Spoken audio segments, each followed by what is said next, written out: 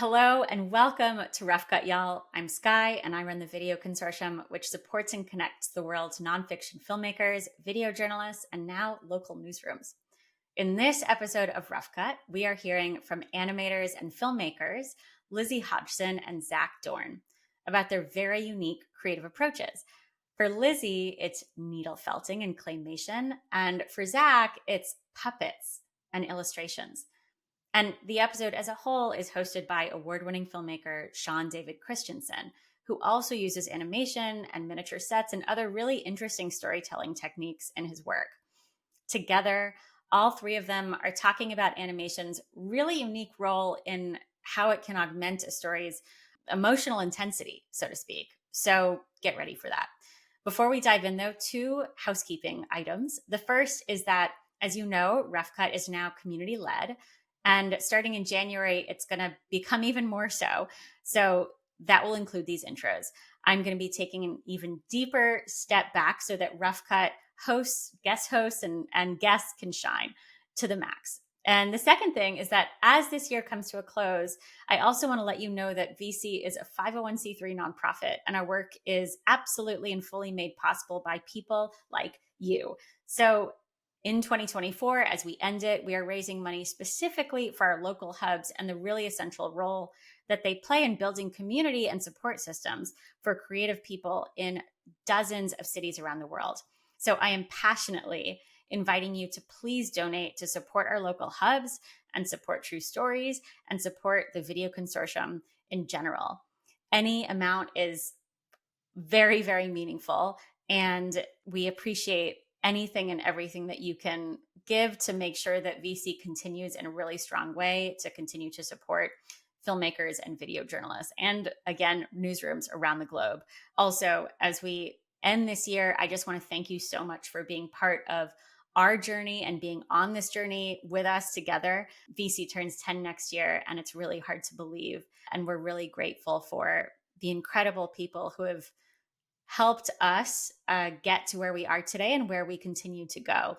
So thank you for being part of VC and for listening and supporting Rough Cut and our community in general. And from all of us at the Video Consortium, wishing you an incredible end of this very crazy year, and cheers to lots of innovation and boundary pushing, so to speak, next year as well. So with that, thank you for being with us. This is Rough Cut and signing off for now. Hope you enjoy and see you next year.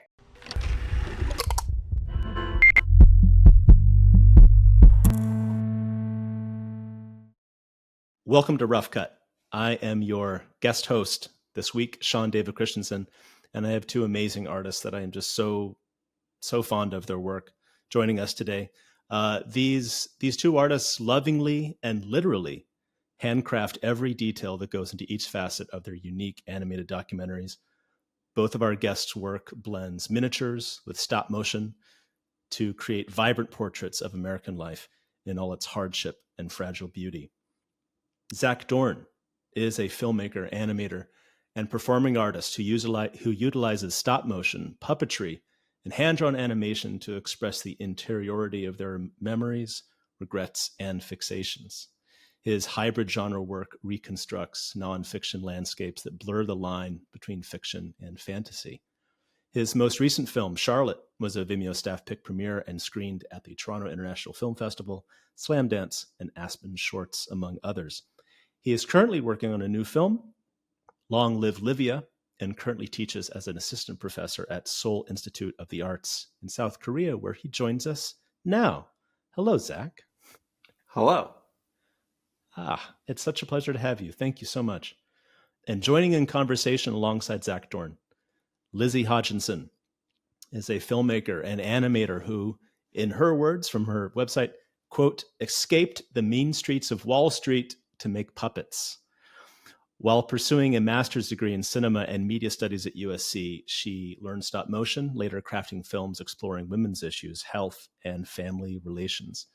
Hogenson describes her work as prioritizing emotion over precision, with her endearing nonfiction storytelling featured on The New Yorker and lauded at festivals including Doc NYC, New Orleans, and Palm Springs, where her short film Danny won the jury award for Best Animated Short, qualifying her for the 2019 Academy Awards, live from Los Angeles, my hometown. Welcome, Lizzy.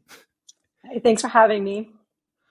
Thank you for being here, and thank you all listeners for tuning into Rough Cut for maybe something that's a little bit unexpected, blending animation with documentary, these handcrafted worlds. I feel it's really going to be a really exciting conversation for those of you who are new to the genre or always curious about what goes into making these types of films.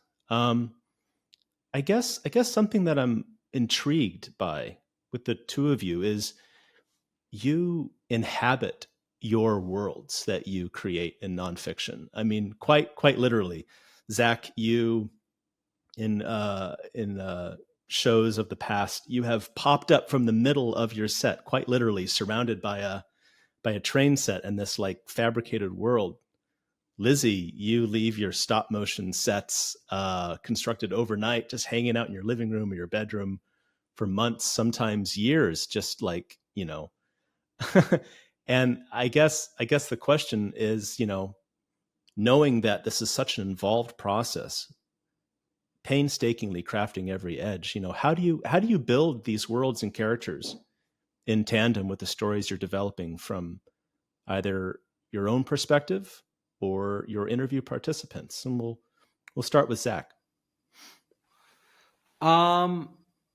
I don't know. I mean, I'm a messy person. I'm really messy, and I think that has to do with it. That I just kind of live in kind of in a rather scattered kind of way, and these things sort of scatter themselves around, and then once in a while I'll kind of put them together, and then other times I feel really overwhelmed by them and angry at them, and I feel like I need to like get rid of all of the characters, and get rid of all the stuff.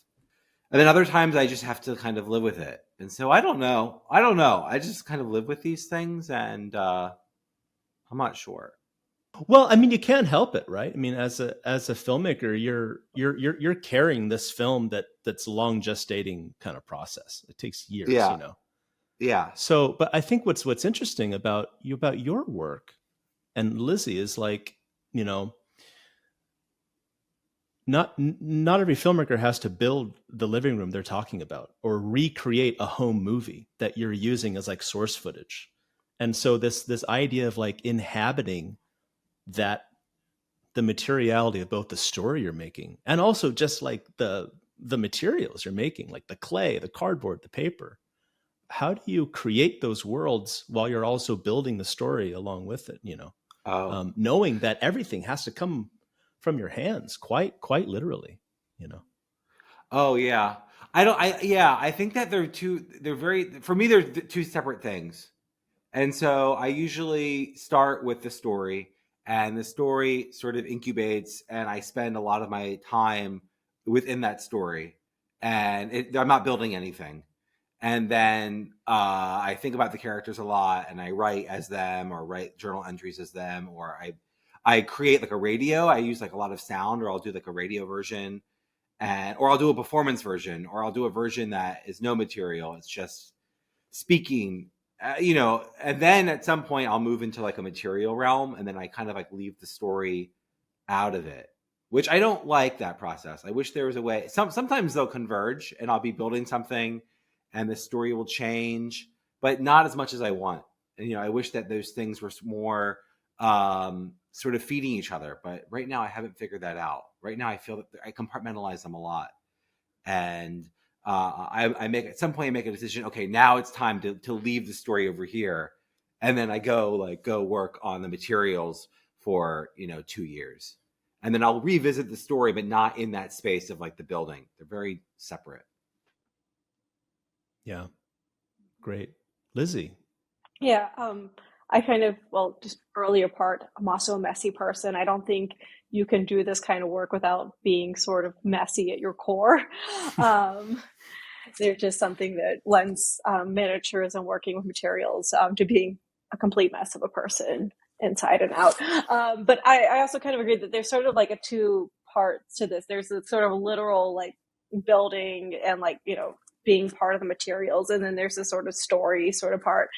And I think the least amount of time I've ever spent on a project, from like thinking about it to finishing it, is like 6 months, but often it's years that you're either living in the characters, like Zach said, or you're building things and you're building things out.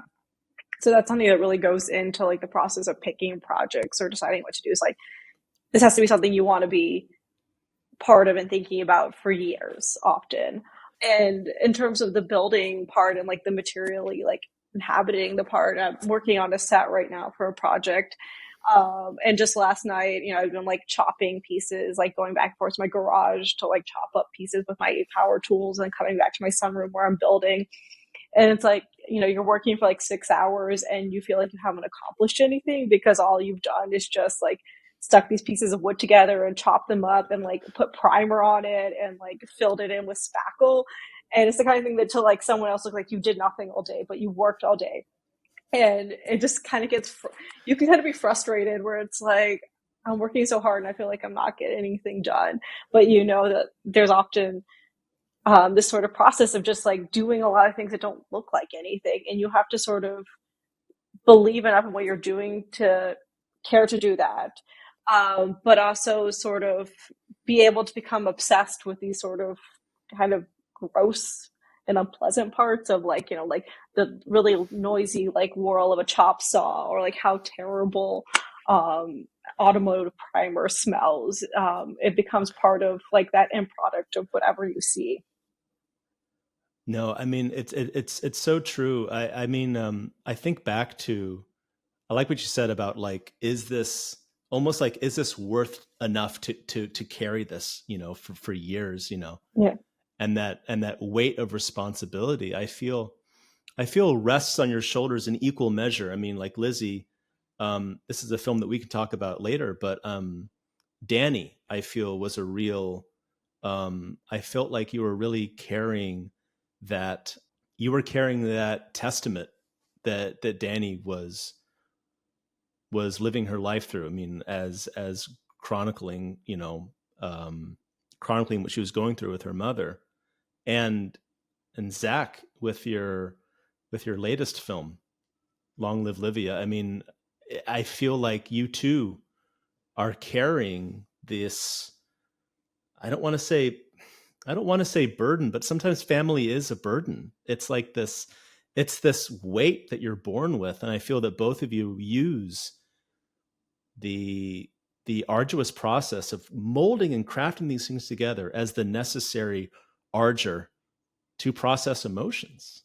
So I'm wondering, is that something that you get out of the process on a personal level? Maybe Zach, we can start with you. Like, do you get some sort of emotional catharsis or release or processing while you're doing the chop saw or grinding away at a film? No, like I thought I would. Like I think like what Lizzy's saying about how much time things take. Sometimes I feel like, oh, like this does not give me the catharsis I was expecting, or I also get very mad at the story. So for me, I almost feel like I will work a really long period of time building something, and then I feel like I really enjoy the process of building. I love it. And sometimes I think like, oh my God, like what I created, you don't deserve this. Like my ideas, my stories, you don't deserve, like you are not good enough for how much time I put into this. And so there's this like my last movie is about myself. It's like an autobiographical film. It's so irritating to me that I just spent 3 years building sets and building miniatures and using glue, like super glue every day, and just being covered in stuff and like not taking care of my body and animating because I wanted to talk about myself for 17 minutes. It's disgusting. It's so it's how could I, like whatever story I have to tell, it feels like does not deserve the labor that I have gone through. And I wish I wish it was more deserving or something. Or I wish that there was more of some type of catharsis. But at times I feel like the process alone is the catharsis. Like the story doesn't totally matter. Like just the process of spending time in my studio, of building, of taking that time, no matter what the subject matter was, is somehow that it's the journey, it's all about the journey. But like that for me is like that's the catharsis, no matter what the story is, even if I wasn't talking about myself. I mean, that's how it is for me. But I never really got that full like yes, like this is how I finally meet and come to terms with my effed up family. Yeah, didn't really happen. I think it's like, it's wishful thinking at best to think an artist will be cured or solved by just writing a song or making a movie. I do both, and when people ask me, "Hey, Sean, it must be so fun to make films," it's like I'd say as bluntly as you did, no, it's not. It's, to me, it's a compulsion. I have to tell this story. I have to get it out of my head. Yeah.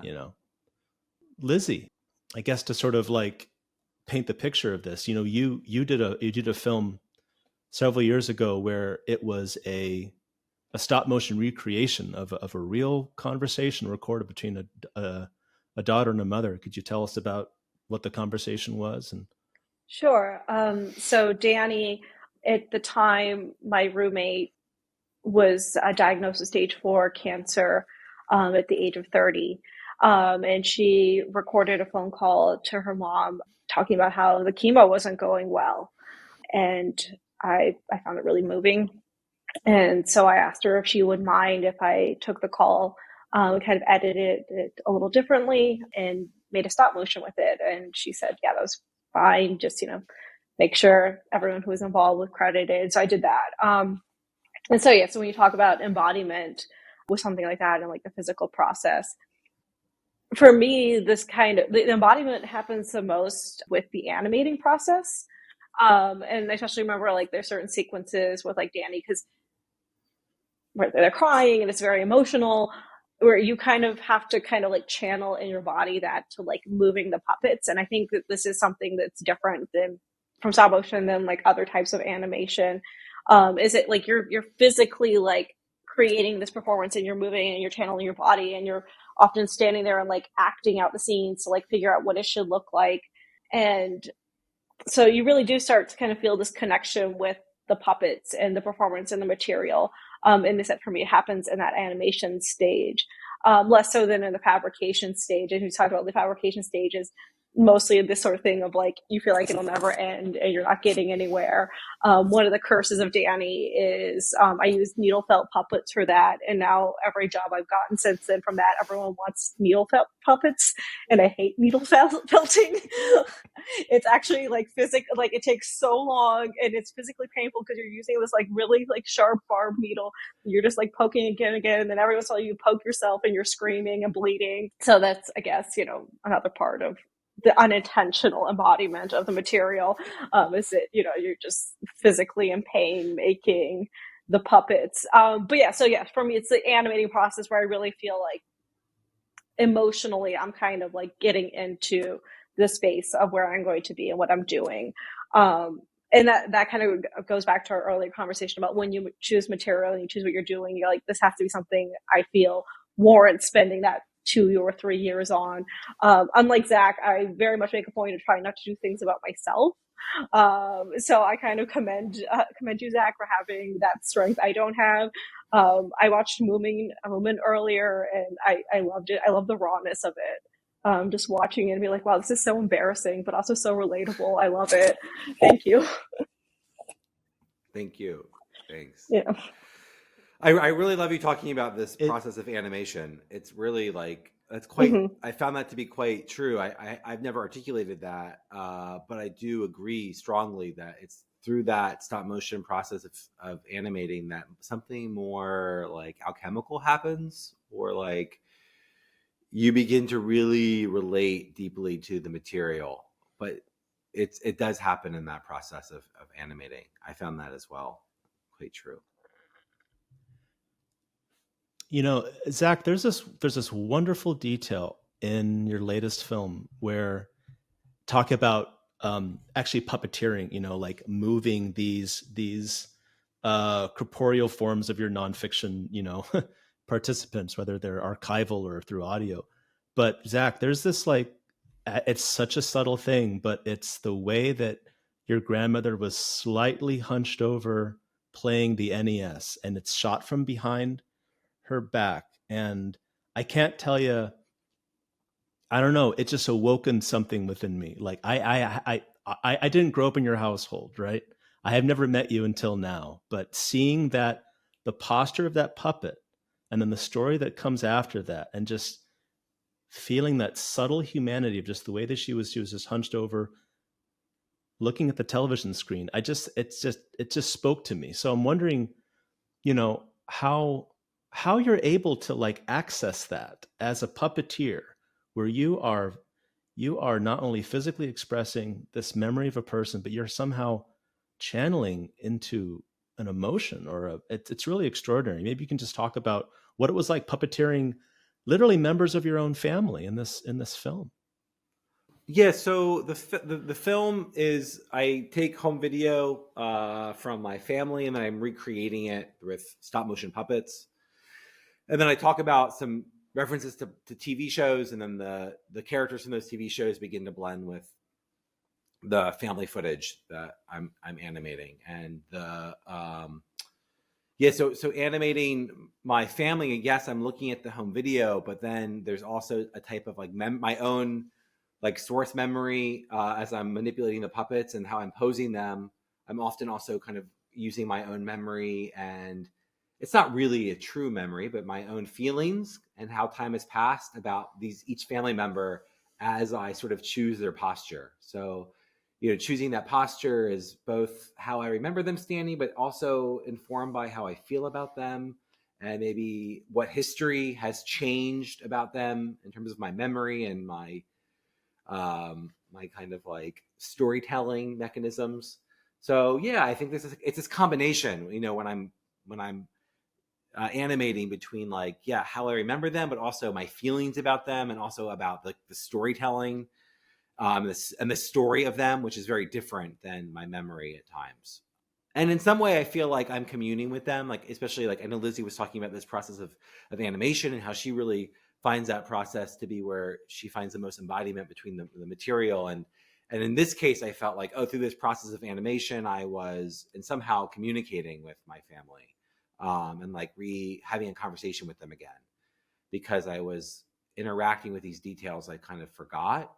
And I really found that with my grandfather in the film. It's interesting you're talking about the grandmother. I think that's true, but also my grandfather, I felt like really in tune with while I was animating him, because he gesticulates a lot, and he's very loud, and he has a very like kind of clownish personality that's a lot like me. Like, I never really realized that. I began to kind of resonate with these characters more, and with my family more, by kind of like recreating their gestures and recreating their movements.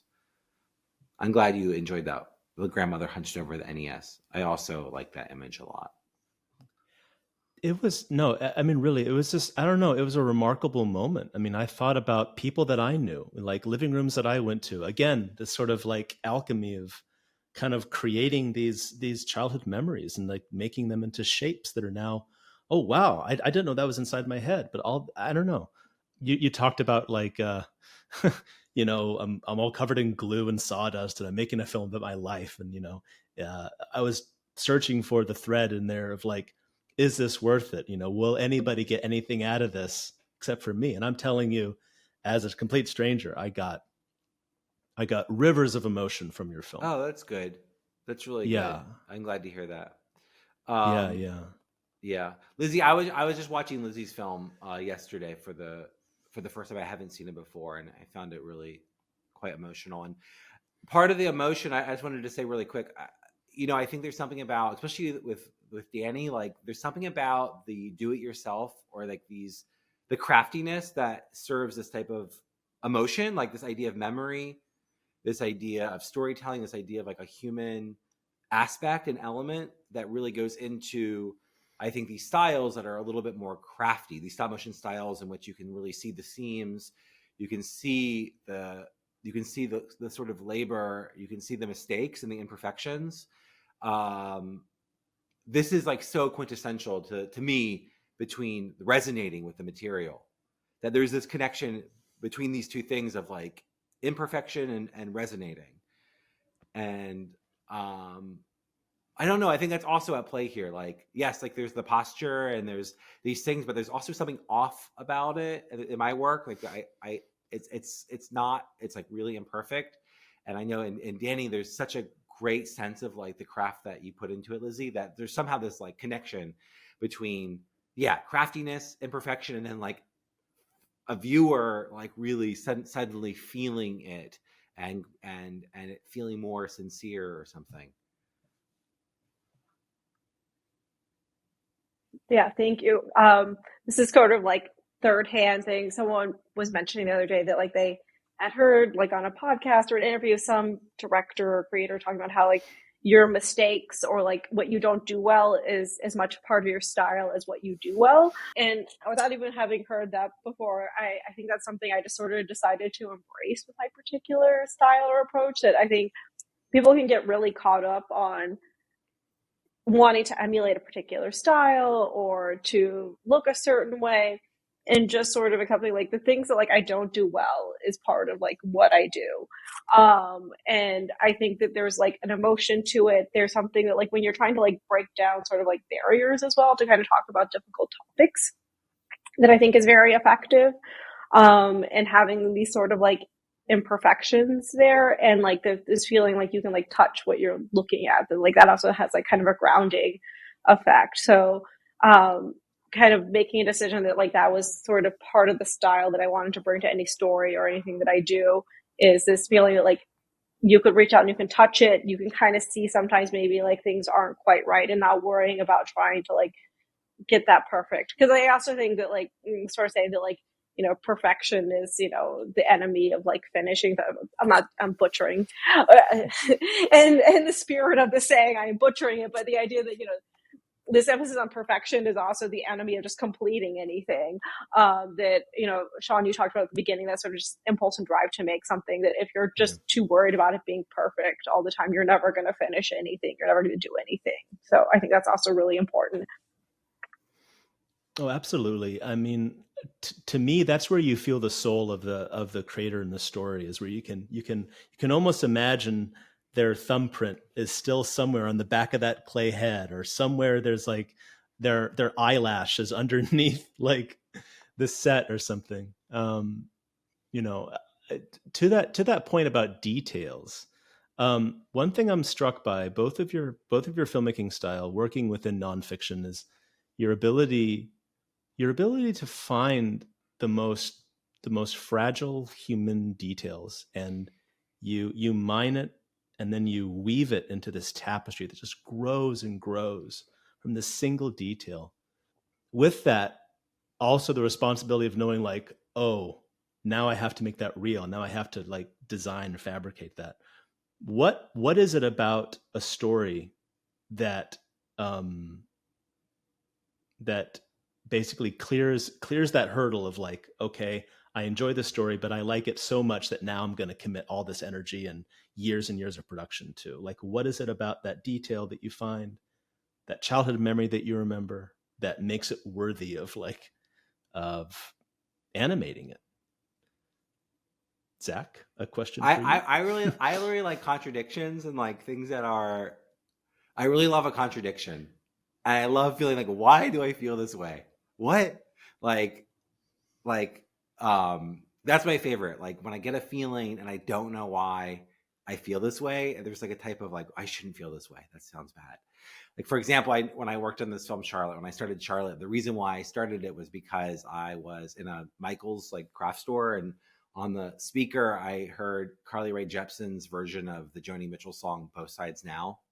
And it's like, Both Sides Now is this incredibly, you know, it's like it's such an incredible song. It's like, by every standard, it's like an amazing, holy cow. It's like, you know, it's truthful, authentic, incredibly emotional, and enigmatic. And then like, I was listening, and suddenly like I'm in Michael's hearing Carly Rae Jepsen sing like a pop version of Both Sides Now, and she's like, it's like really upbeat, and I'm like really enjoying it, and I'm like I almost felt emotional listening to this very pop version of it. And I was really struck by this kind of like contradiction that like simultaneously, like both of these things could exist. I could be moved by like a pop sensibility, and I wanted to like go in that direction. I wanted to like push myself into like exploring this very kind of like unknown feature or unknown emotion inside of myself. And I think kind of similar to this last film, and I was really kind of started because like I was really struck with by this idea that when the last film kind of deals with my family and this genetic mutation that causes a high increase of malignant cancer. And I was really struck because when my mom was dying from cancer, I got really into the Gilmore Girls. I became like obsessed. And so I became really like interested in this kind of a contradiction between like an existential dilemma of death and facing the death of my mom. And then that sort of like really tied and interwoven with this obsession with the Gilmore Girls, which is like very light and very funny and kind of like this very charming, enchanting show. And so I wanted to kind of like meet these two. What is this space where these two things meet? I don't know it. And that kind of like invites me in. And I'm like, yeah, I want to like figure this out for 3 years. Wow. Yeah, I mean, Lizzy, I'll see if I can spark your curiosity with this. Is like, Dear Max, a film that you produced, for the New Yorker. What was it about that story? Was that a story that you found, a story that was brought to you? Irrespective of those two, what was it about that story that made you cling to it and say, you know what? Yes, the next 2 years will be for this. Yeah. So for that one, Alex, whose story it is, about his decision, whether or not to circumcise his son, he approached me, about animating that one. And we actually did one entire version of it that he ended up scrapping, and then the one that eventually came out. So this is a little thing for like clients going out there. They have a particular vision or a particular thing you want to do, and you don't have the budget initially. Go get your money and then come back and do it. Because that's kind of what ended up happening, is that he didn't quite have enough money to kind of do what he wanted initially. And we sort of had to rework the entire thing. So do it once, do it right. But with that one in particular, what sort of interested me is this sort of inner conflict that a lot of us have about how you're raised, and traditions and your different parts of your identity that kind of either come from inside or outside of you, and rationalizing those with the experiences that you have in the world and what that means for you. And so I found that part very interesting. And I think it's an important thing for people to be able to talk about, because I don't think a lot of people think critically about all the parts of their identity or that are just pieces that have been thrust upon them by whatever their parents do or whatever culture they come from. And to kind of have like a moment where you're forced to kind of reconcile that, I think is really interesting.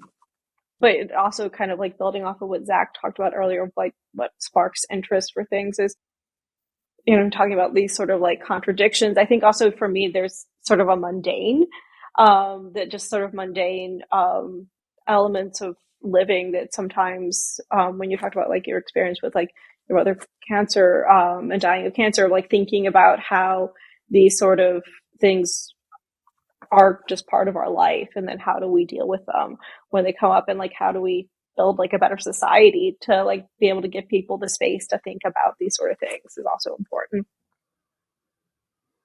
Yeah, I think that you can say a lot about a single film or a single story or somebody's family history that touches on a larger sense of community or belonging, or inclusion. There are lots of folks who have their own stories about family members dying of cancer. People who are struggling with that themselves. Where do I belong in this world? I guess a follow-up would be, I know that Lizzy, you work a lot with like partner organizations that have this like outward facing, community centric approach to the kind of art that they make, like the work you do with UCLA Cares. I wonder if you could speak a little bit about the series that you're making with them, and I guess what it's like partnering with a third party or organization to make a nonfiction film. Sure. So, we talk about, signing up for something and then, knowing you're going to have to spend a long time with it. The project I've been working on for over 2 years now is with UCLA Cares. It's their Childhood Anxiety Research Center. I was approached by a producer because I wanted to produce a series of 3 animated shorts to use in a clinical setting. To have something that you would show with like a parent and a child, or like a parent and a guardian, like a guardian and a child.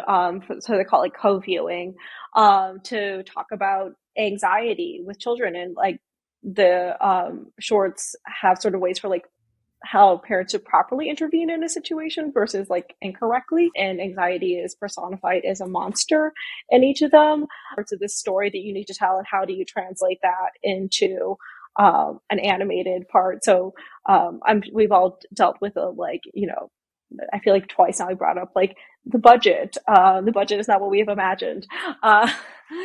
Let's adjust our expectations. And especially with stop motion, when like people see things where it's like it's just a bunch of paper and some like you can use some popsicle sticks. It's like it's time consuming. It's just so terribly time consuming to do. So that's a challenge, but it's also ultimately, we hope, rewarding in some sense. This will hopefully be used when I finish. I'm on the 3rd one now, which is the last one, in clinical settings, and we'll see. Hopefully it has some positive outcomes or steps from there. Yeah. Maybe both of you could talk about, maybe Lizzy, we'll start with you, of like who are some collaborators who have helped you, form and fashion your films into their final product, and what did you learn from the experience that Zach, so eloquently put, of like, we couldn't have made this had we not worked together, So I guess to start with Ricky Berger, who, Sean, you introduced me to, who did the sound on Danny. I feel like she took something that like was just like a sloppy mess, or at least that's what it felt like to me, and like made it feel like a movie. I really credit like 90% of the emotional reactions people have to the movie to the sound design work she did on there. So I think for me, because I'm a visual person and a storyteller person, like I didn't even have like a microphone for today to like record this, to the sound. I'm not a sound person. So like having someone who just has what I feel like is also kind of like this similar sort of like intuitive reaction to their medium just felt perfect. Like I remember I gave her the film, and like just kind of gave her very vague directions, and everything she did was exactly what I imagined. And so I think there's something sort of like magical about finding someone like that, who's just, their relationship to art and creation is sort of similar to you. So that's my big shout out to my favorite collaborator. And I hope, like, once I wrap this UCLA project, I have like another one in mind, and I cannot wait to go to Ricky to be like, Ricky, what do you want to do with this, and how are we going to make this work? I love to hear that. On the topic of sound, and also its close cousin, music, like Zach, music plays a huge role in your films. This sort of like wonderful, cautious keyboard diffused synth padding, like, is that something that you give? How do you give notes on your composer to kind of like form that pathway through this story you've created, or through this narration, whether you're doing something like Sponge Hollow, where you have live music? What's that like?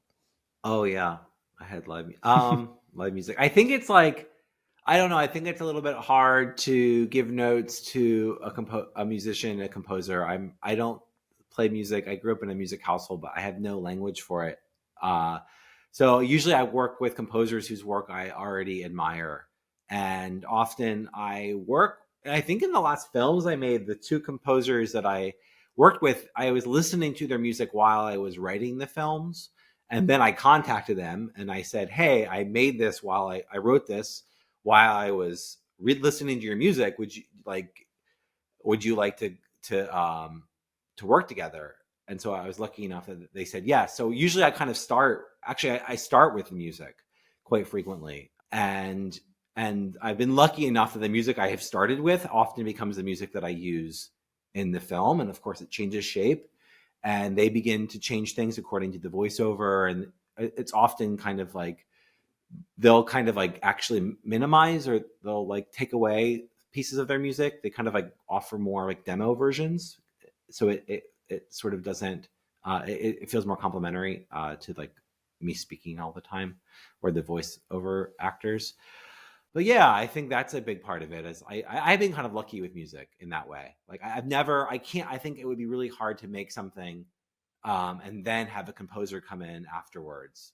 I can't imagine doing that. That sounds really challenging. Have you worked that way, Sean and Lizzy? Like, that would be tough.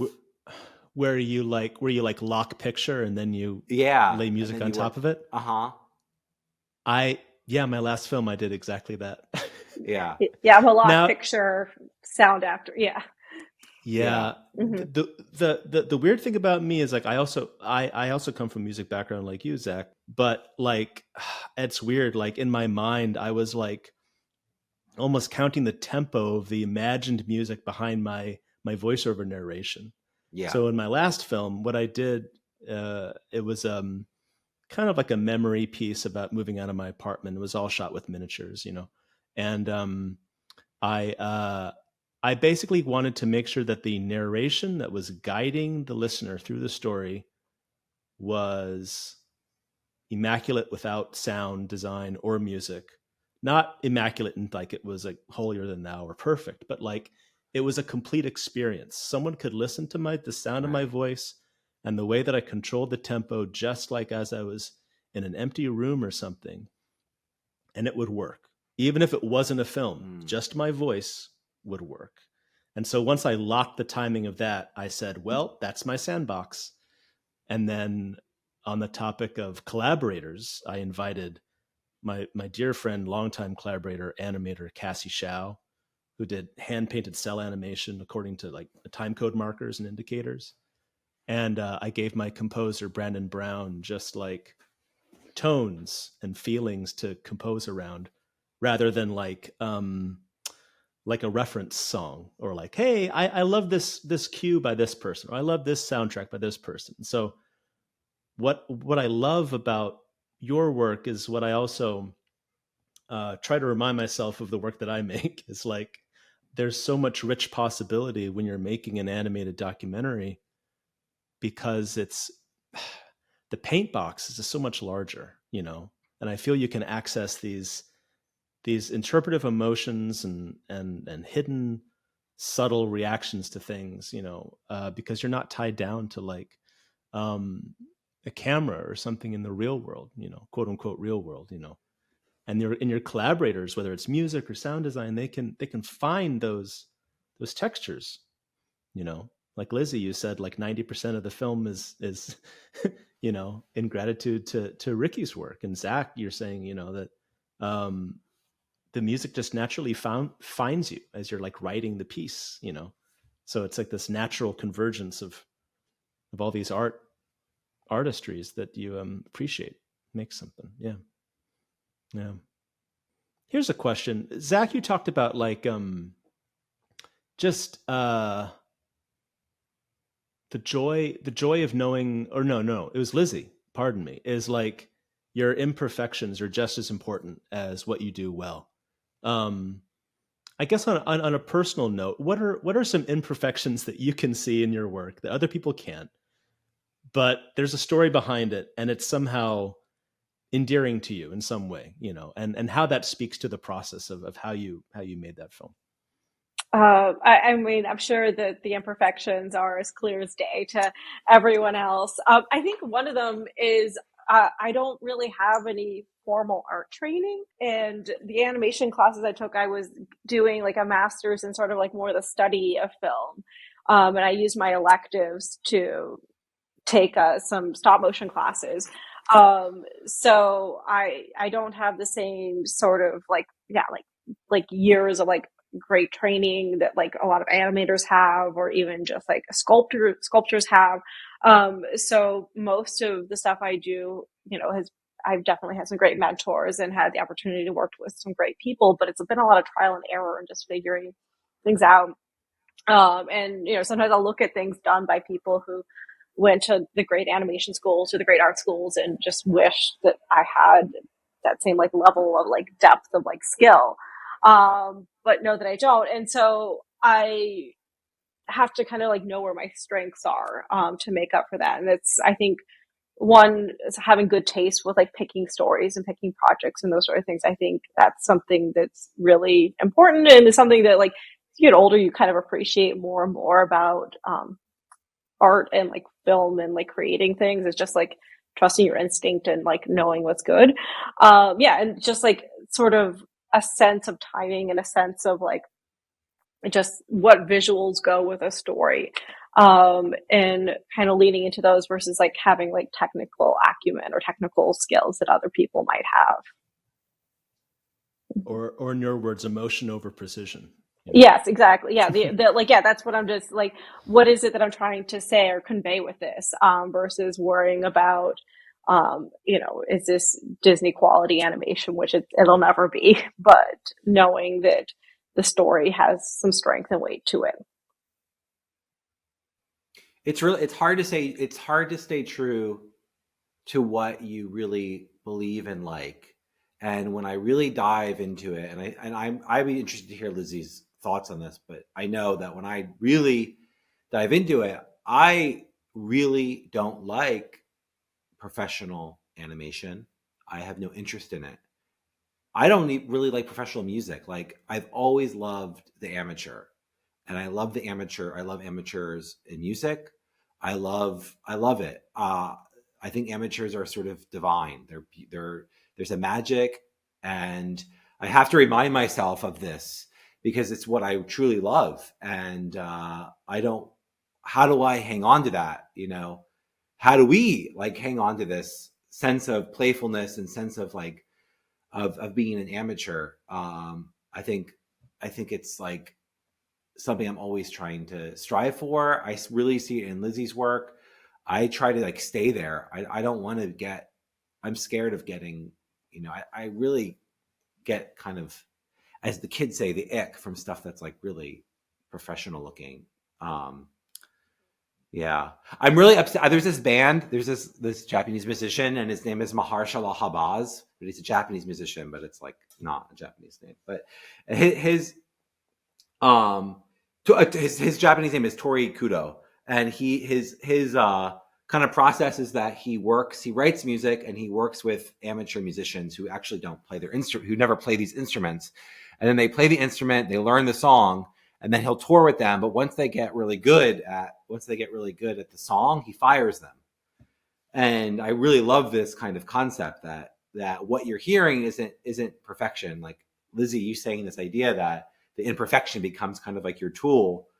It really resonates with me. And I have to I'm glad you said that, because you like articulated this, and it's something I have to like remember and like celebrate, working in this field.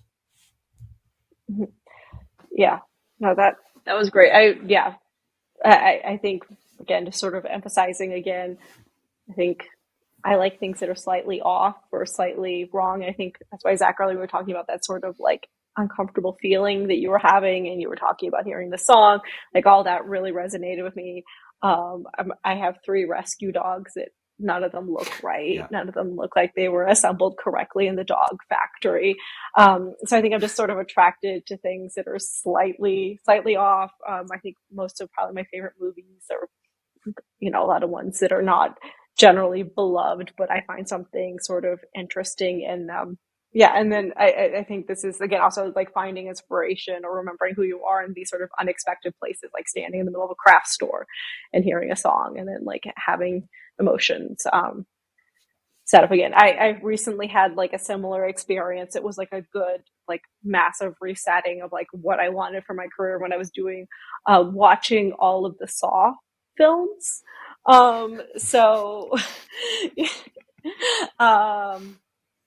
was that franchise that reminded me that like I was doing what I do because I care about healthcare, and I care about our bodies and how we sort of think about how we live in our bodies. And that franchise at its core, other than torture porn, is about the healthcare system. And so spending several days with Jigsaw actually helped me re-embody and rediscover my own creative voice. So as the series was originally intended, no as doubt. it was, yes. So thank you, James Wan, and everyone Thank you, James involved. Wan. Yeah. Yes. If I win a major award, I'm going to thank him and Jigsaw. So, I think that's I don't know. What I've learned from both of you in talking is like this trusting of the process, trusting the mess, and realizing that nothing, life isn't smooth. Life doesn't have this gossamer finish, and I think that both of you will continue to be surprised that audiences will find their way through those cracks and imperfections and find emotions that really resonate with them in a totally unexpected way, just like I did. I've had those experiences with both of your films. I cry every time I see Danny, every time. thank you. And sorry. it's the fact. It's those dried hot glue droplets. It's not hot glue. I'm not going to tell you what it is because I don't want to ruin the magic. Don't tell me. Okay, but yeah. I'm tearing up just thinking about it. You know, Zach, with your latest film, I can't wait for audiences to see it because the ending is just so potent of an experience for me. Just that wonderfully patient wide shot with the wonderful white painted set, and you just hear your voice talking with your mother. It's so affecting. And in all of life's imperfections and the way that you illustrate them, I think you really serve the genre well in unexpected ways. And I can't wait to see what you all create next. Thanks, Sean. Thanks for talking to us. Thank you. Yeah, thank you. It's my pleasure. And for those listening who want to watch these extraordinary filmmakers' work, we're going to leave links in the show notes for films and also articles that they want to share, behind the scenes photos, all in the above. And Zach and Lizzy, if you want to invite people to follow you on social media, maybe you could offer your handle for folks who are curious and want to follow along. Oh, sure. My handle is ekrunk, EKRUNK, Zach Dorn. And mine is LIZZY_HOG. I'm mostly on Instagram. Excellent. And we'll be sure to leave those handles in the show notes as well. But yeah, thank you all. Thank you all again for just being a part of this conversation. And thanks to VC and Rough Cut for letting me just be a host for the day. And all of you listening, I can't wait to see what's next, both in your worlds and in the podcast world as well. So thanks, everybody. This episode of Rough Cut was hosted by me, Sean David Christensen, and produced by Monica Goki, and executive produced by Sky Dylan-Robbins and Kat Vecchio. Our original music is by Zach Wright. Thanks all for listening, and we'll see you next time. Rough Cut is part of the Vecchio Consortium, which is a global creative community and organization that supports the world's nonfiction filmmakers and video journalists to tell bold stories that catalyze change. We would love for you to join our nonfiction film family, and you can learn more at videoconsortium.org. And we love hearing from listeners. So if you would like to send us a note, you can find us on Instagram at Rough Cut Podcast, or you can send us an email at podcast@videoconsortium.org. And don't forget to rate us and leave us a review on Apple Podcasts and subscribe. Thank you, and see you soon.